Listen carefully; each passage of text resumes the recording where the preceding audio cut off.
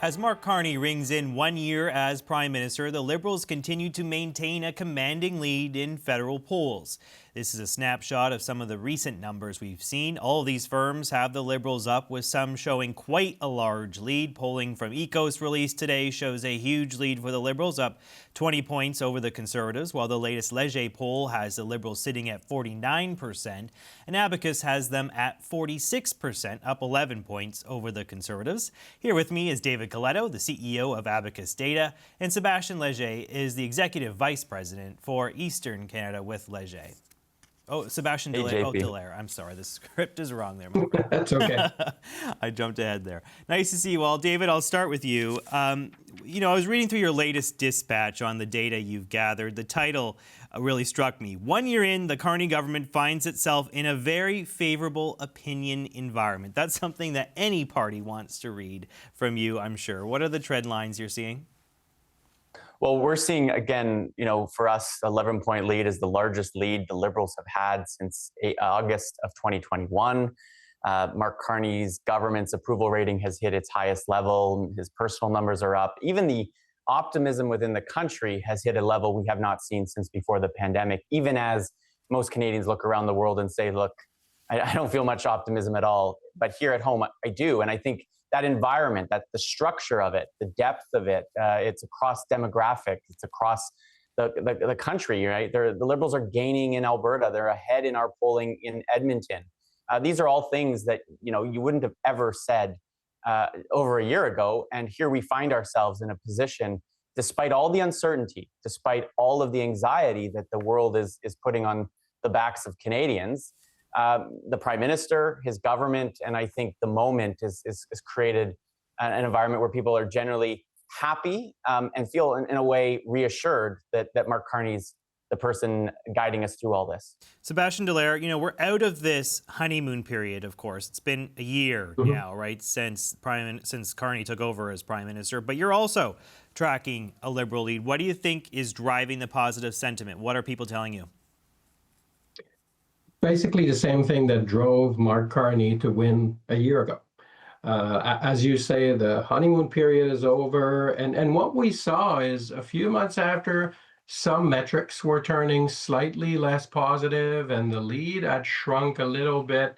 And like David, like other pollsters, what we've noticed is as Trump became much more front and center, again, we can think about the threats to Greenland that led to Mark Carney's speech in Davos, and now what's happening in Iran. All of this contributes to basically bringing Canadians back to the mindset they had a year ago. So David just talked about uncertainty, and that uncertainty right now is helping Mark Carney and the Liberal government in terms of public opinion. Obviously, it makes their life really complicated from a governing standpoint, but from a public opinion perspective, from a voter's perspective, they are satisfied with the government, how it's handling the current situation.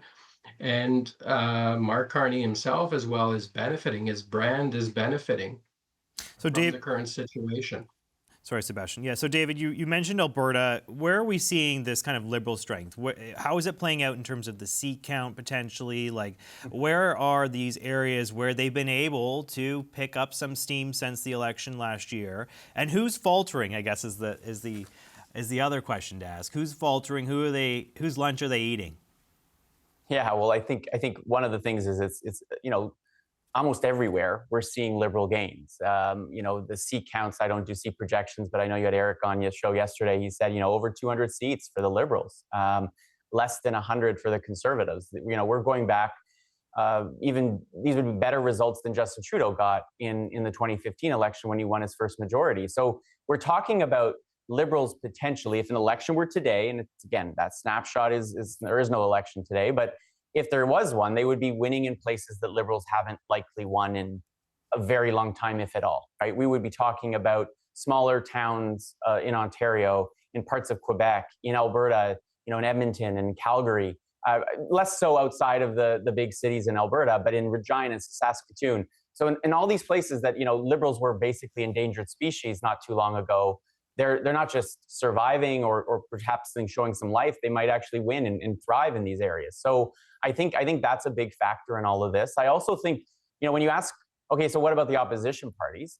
I don't see evidence in our polling that, like, Mr. Poilievre's, for example, negatives are rising rapidly, or that the openness to voting Conservative is dropping either. It's simply, I think, a factor that Mark Carney and the Liberals are just meeting this moment. They're owning it. Like, he's to make it simply, it feels like he's got game, and Canadians are reacting positively to him, as opposed to being pushed to him because they don't like the alternatives. Now, obviously, everything is done in a vacuum, and so there is some comparison being made. But I think, once the NDP picks the leader at the end of the month, we may get a little more clarity on that. But this is really a moment where, because, as Sébastien said, so many Canadians are focused on an external threat. They're focused on what's going on around the world. It makes it hard for opposition parties to really litigate the case against the government, which I think is contributing to this goodwill towards Mr. Carney as well. Sébastien, what are you seeing for the Conservatives? Because when I look at these numbers, they're essentially back to where they were with Scheer and O'Toole, right? I mean, they've kind of fallen back. They went so high, obviously, under Poilievre when Justin Trudeau was there at the tail end of his prime ministership. They've kind of come back down to earth a little bit. Is this sort of the baseline for them now, what we're seeing from the Conservatives? Yeah, they've gone down a little bit, but we have to remember that they haven't gone down that markedly. What we're seeing is a softening. The same thing that happened last year. We see that support for other parties has gone down, especially for the NDP, but also for the Greens. All the third parties have lost ground because the two major historical parties have really gathered a lot of support in there. And while vote has softened a little bit, and views of Pierre Poilievre have softened as well a little bit, the biggest difference is really when we look across the political landscape. Aside from core Conservative supporters, a lot of people who would vote for the NDP or would vote for the Bloc or for the Greens are reporting being quite satisfied with Mark Carney and the Liberals right now. So it speaks to the moment. It speaks to the fact that Mark Carney seems to embody what Canadians want at the current moment. And that really prevents it removes any levers that other parties could have. And it makes it harder for Pierre Poilievre to make his case to Canadians. But we need to be careful about talking about how that Conservatives are much weaker. What we have seen over the past year and a half is not so much a Conservative drop as a much stronger Liberal brand and a stronger Liberal position overall at the expense of mostly third parties. So, David, what does this dynamic mean for the by-elections? Because we've got 3 coming up, of course, April 13th. Folks in 2 Toronto ridings, one in an off-island suburb in Montreal area will be voting, Terrebonne, April 13th. So, how does this dynamic play out when actually voters are going to be asked to cast a ballot? Do you think that those high Liberal numbers will translate into victories in those seats? I mean, 2 of those 3 seats are safe Liberal seats at maybe the worst of times. So yes, I do think that, like, when you're as buoyed as the Liberals are today, that it does raise expectations of them to do very well in 2 of the 3. And in the third, in Quebec, obviously it was a close one vote is as close as it gets in the general election. And so in Quebec, it may be more competitive, but even based on all the polling that's out there in Quebec, it shows the Liberals are up. So they are the favorites in all 3 of these, I would say. 2 by far, and 1 maybe more competitive. And so now that can change. Maybe sometimes by-elections become localized, but I don't feel that this is the environment where these will be localized, because it's almost, politics has become globalized in a way. And so whether you're in Terrebonne or you're in Scarborough or you're in downtown Toronto, most of those voters are probably asking the same kind of question, which is, are we going to be okay? And who's going to get the country, whether I live in Quebec or Ontario, through this moment? And I think the Liberals right now usually will win that, or they will be the answer to that question. Sébastien, what about Terrebonne? What are you seeing from Quebec? This is the scenario that David is talking about. So he's right that this will probably play a big role. The slight difference with Terrebonne is because of the way it happened. The fact that the Liberals refused to accept that there was one ballot that was sent to the wrong address, and because they won by one vote, it created a strange local dynamic. So will the local aspect in Terrebonne specifically play a bigger role because of the tensions that this created? We'll see, but for the Liberals, obviously they're banking on the fact that no, it's the global context and the national Canadian context will be more important to voters in Terrebonne. Remains to be seen. It depends, as we know, in during by-elections, what the turnout's going to be, who's going to show up to vote. So maybe the local dynamics will play a slightly bigger role in Terrebonne, but we will see. We will see, as we've seen in the past, the global context tends to override other considerations. Will it be the case again? Possibly, but we should not completely leave aside the local dynamics in this case. All right, let's leave it there. Thank you so much, David Coletto, CEO of Abacus Data, Sébastien Dallaire, Executive Vice President of Leger. Nice to see you both. Thanks for coming on. Canadians in 3 federal ridings will head to the polls in just over 3 weeks. By-elections in the Quebec riding of Terrebonne and in 2 Toronto ridings, University Rosedale and Scarborough Southwest, could determine the balance of power in Parliament. The government sits just 2 seats shy of a majority, and heading into those by-elections, the Liberals are seeing a significant lead in the polls. All of these firms have the Liberals up, with some showing quite a large lead. Polling from Ecos released today shows a huge lead for the Liberals, up 20 points over the Conservatives, while the latest Leger poll has the Liberals sitting at 49%, and Nanos is showing the Liberals at 48%, up 17 points. The Power Panel is here. Cameron Ahmed was head of communications to former Prime Minister Justin Trudeau. And here with me, Tim Powers has worked for a number of Conservative parties as a strategist. Jordan Likeness is a former NDP strategist, and Sherelle Evelyn is the managing editor of the Hill Times. Nice to see you all. Cameron, I'll start with you. 1 year in, and the Prime Minister has actually improved his standing in the polls compared to this time last year. What do you make of the numbers we're seeing? They're not entirely surprising, given how Prime Minister Carney and the team have performed in the past year. He has stayed focused. His messaging has stayed focused and consistent. And as our pollster colleagues were just saying before us, this is meeting the moment. This is what Canadians are expecting from their government right now. And frankly, the opposition parties, they've had a number of challenges, but primarily the Conservatives have failed to show up in any way that offers the strong alternative or answers the big questions that Canadians have, especially regarding our relationship with the United States and all the chaos that has ensued from the decisions of the administration.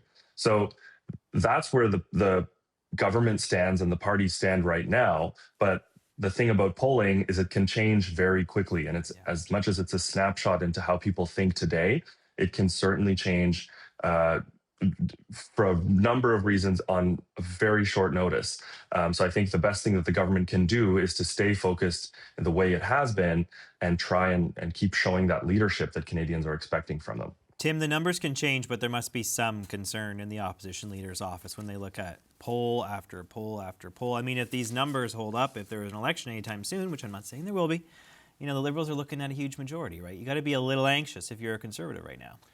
Well, I would say for all those people who don't know who John Diefenbaker was, go on AI and you'll find out that he said this, that the polls are only as good as littering the nation's litter boxes. For those of you who don't have animals, those are things that cats defecate in. But nonetheless, JP, there may be a few people defecating in the opposition leaders' offices as they look at the numbers. I mean, they are concerning, of course they are, and you have to wonder, okay, how do we get in this game? Because to be fair to the opposition leader, I think in the last few weeks, he's demonstrated that he's hearing what people have said to him about, you know what, you got to find your way into the international debate, or at least present yourself to Canadians as an alternative to the Prime Minister. So he's in the U.S. now. He was in Europe. He seems to be doing some smart things there. That sort of stuff, as Cam knows in particular, though, takes time to set in. They're probably hoping for the Prime Minister to make some mistakes.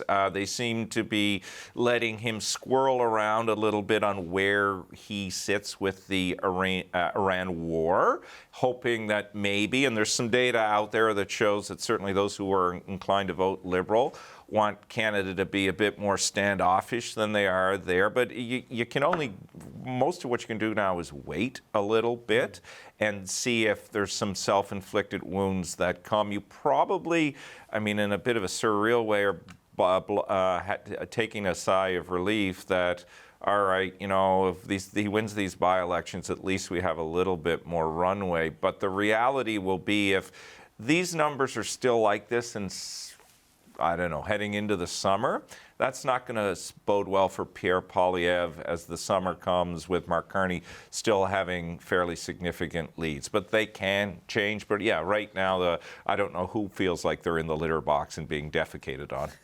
Jordan, maybe it's you. No. Well, I feel like Tim also should explain that polls used to be printed on paper in the newspaper. AI will tell the Gen Zs that. Jordan, do you think, I mean, we were talking about this, you know, if there is a majority government that they can cobble together from a combination of by-election wins and potentially more floor crossers, I mean, that's something that we've seen. Do you think that Pierre Poilievre can hang on until October 2029, right? Because that's when the next federal election could be. That's a long way away. And, you know, this is a party where they get a bit squirrely, right? And they want to switch out their leaders when things aren't necessarily going their way. It seems like he has pivoted. He has changed his tune on Trump. He's down in the United States making the case about Canada.